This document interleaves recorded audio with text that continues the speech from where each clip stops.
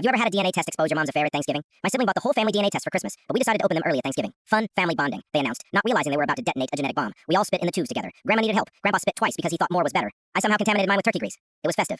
6 weeks later, the results arrived. My sibling opened theirs first. 20% Irish, 10% Nigerian. This is so cool.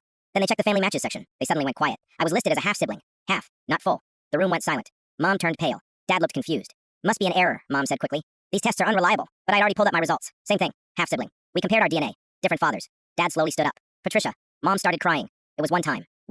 30 years ago. Who? Dad asked, his voice dangerously calm. Craig, from accounting. Craig. My golf buddy Craig? Different Craig. How many Craigs from accounting did you know? The extended family was still there. Aunts, uncles, cousins. Everyone frozen mid-bite of leftover pie. Grandma finally broke the silence. I knew it. That girl never looked like you, Harold. Thanks, Grandma. Super helpful. Still trying to understand what was happening, I asked, so whose kid? Mom pointed at me. You're Harold's. Then she pointed at my sibling. You're Craig's. Just like that, this Craig none of us had ever met had apparently been their father for 28 years. Does Craig know? My sibling asked. No, it was just once at the office Christmas party.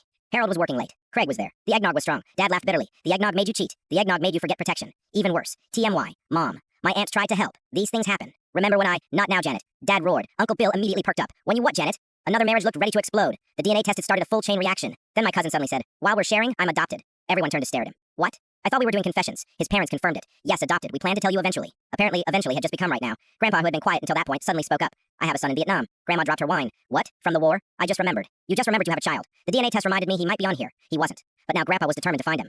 My Vietnamese son, he kept saying. Grandma filed for divorce the next day. After 52 years, the Thanksgiving DNA massacre, as we now call it, kept unfolding. My siblings' results also show they had a half-sister no one knew about. Turns out Craig had another family. He'd been busy. They messaged her through the app. Hi, weird question. Is your dad Craig from accounting? Which company? She replied. He's been an accountant everywhere. They met for coffee. Apparently she looked exactly like my sibling. Same nose. Same laugh. He's going to freak, she told them. He thinks nobody knows about his first family. First family? Oh, honey, we're family number 2. You're family number 3. There's rumored to be a 4th in Canada. Craig wasn't just cheating. He was building franchises. Eventually, my sibling and their half-sister confronted him. He was remarkably calm. I wondered when this would happen. These DNA tests are ruining everything. Your serial families are ruining everything. I prefer parallel families, Craig corrected. Serial implies I left one for another. I maintained them all simultaneously. He had spreadsheets. Actual spreadsheets. They tracked all his families, color-coded by region. My sibling checked theirs. Blue column. Tertiary family, Northeast Division. Their half-sister was red. Secondary family, Midwest region. His legal wife was green. Primary family, headquarters. This is insane. It's organized, Craig said. The IRS would be impressed. Mom was devastated. She thought she had been special. Turns out she was just column C in Craig's Excel sheet of affairs. Dad eventually forgave Mom. Mostly because his own DNA results revealed he was 1/4 Jewish after years of making anti-Semitic jokes. The guilt balanced the anger.